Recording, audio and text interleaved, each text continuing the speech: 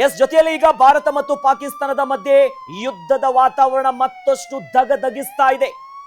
ಯುದ್ಧದ ಕಾರ್ಮೋಡದ ಹಿನ್ನೆಲೆಯಲ್ಲಿ ಏಮ್ಸ್ ವೈದ್ಯರ ರಜೆಯನ್ನ ರದ್ದು ಮಾಡಲಾಗಿದೆ.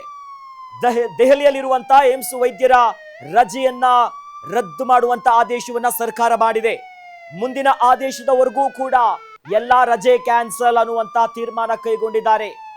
ಈಗಾಗಲೇ ರಜೆಯಲ್ಲ ಇದ್ದವ್ರು ಯಾರ್ಯಾರಿದ್ರು ಎಲ್ಲರೂ ಕೂಡ ಕೂಡಲೇ ವಾಪಸ್ ಬರ್ಬೇಕನ್ನುವ ನಿಟ್ಟಿನಲ್ಲಿ ಕೇಂದ್ರ ಸರ್ಕಾರದಿಂದ ಮಹತ್ವದ ತೀರ್ಮಾನವನ್ನ ತೆಗೆದುಕೊಳ್ಳಲಾಗಿದೆ. ಈ ನಿಟ್ಟಿನಲ್ಲಿ ಈಗಾಗಲೇ ಅಘೋಷಿತ ಯುದ್ಧ ಆರಂಭ ಆಗಿರುವಂತದ್ದು, ಯುದ್ಧದ ವಾತಾವರಣ ನಿರ್ಮಾಣ ಆಗಿದೆ. ಇದರ ನಡುವೆ ಏಮ್ಸ್ ವೈದ್ಯರ ರಜೆಯನ್ನ ರದ್ದು ಮಾಡಿ ಯಾರ್ಯಾರು ರಜೆಯಲ್ಲಿ ಊರಿಗೆ ಹೋಗಿದ್ರು, ಮತ್ತೊಂದು ಕಡೆ ಹೋಗಿದ್ರು, ಅವರೆಲ್ಲರನ್ನ ಕರೆಸ್ಕೊಳ್ಳುವಂತ ಕೆಲಸ ಆಗ್ತಿದೆ.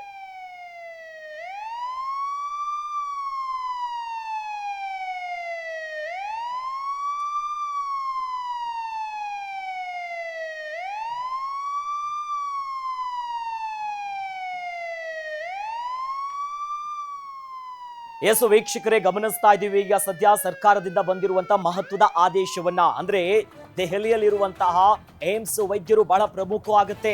ಅಂದ್ರೆ ಇವರೆಲ್ಲ ರಜೆ ಯಾರ್ಯಾರು ಹೋಗಿದ್ರು ಆ ರಜೆಯನ್ನ ಕ್ಯಾನ್ಸಲ್ ಮಾಡಿ ಸದ್ಯ ಯಾರಿಗೂ ಕೂಡ ರಜೆ ಇಲ್ಲ ಅನ್ನುವಂತ ಆದೇಶ ಕೊಡ್ತಾ ಇರೋದು. ಈ ಮೂಲಕವಾಗಿ ಈಗ ಪ್ರಶ್ನೆಗಳು ಮೂಡ್ತಾ ಇರೋದು. ಈಗಾಗಲೇ ಅಘೋಷಿತ ಯುದ್ಧ ಆರಂಭ ಆಗಿದೆ. ಮುಂದಿನ ದಿನಗಳಲ್ಲಿ ದೊಡ್ಡ ಮಟ್ಟದ ಯಾವ ತಿರುವು ಪಡ್ಕೊಳ್ಳುತ್ತೋ ಗೊತ್ತಿಲ್ಲ. ಹೀಗಾಗಿ ವೈದ್ಯರು ಬೇಕು. ಅಗತ್ಯವಾಗಿ ಅಹಿತಕರ ಘಟನೆನೋ ಮತ್ತೊಂದು ಮಗದೊಂದು ಆದಂತ ಹೊತ್ತಿನಲ್ಲಿ ವೈದ್ಯರು ಬಹಳ ಪ್ರಮುಖ ಆಗಿರ್ತಾರೆ.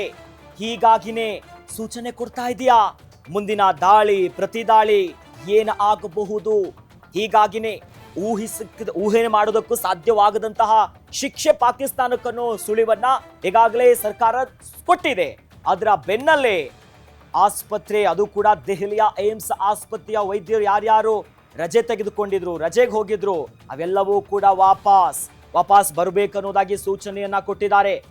ಹೀಗಾಗಿ ಮುಂದಿನ ಬೆಳವಣಿಗೆಗಳು ಏನು, ಸರ್ಕಾರ ಈಗ ಸೂಚನೆಯನ್ನ ಬಿಟ್ಕೊಡ್ತಾ ಇದೆಯಾ?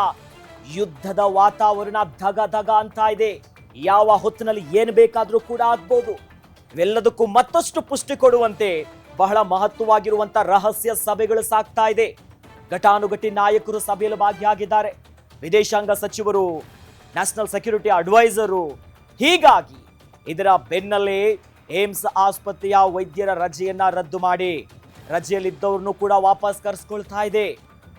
ಈ ಮೂಲಕವಾಗಿ ಕೇಂದ್ರ ಸರ್ಕಾರದಿಂದ ಮಹತ್ವದ ತೀರ್ಮಾನವನ್ನ ಕೈಗೊಳ್ಳಲಾಗ್ತಿದೆ. ಈಗಾಗಲೇ ದೇಶದೆಲ್ಲೆಡೆ ಕಟ್ಟೆಚ್ಚರವನ್ನ ವಹಿಸೋದಕ್ಕೆ ಆರ್ಡರ್ ಪಾಸ್ ಆಗಿದೆ.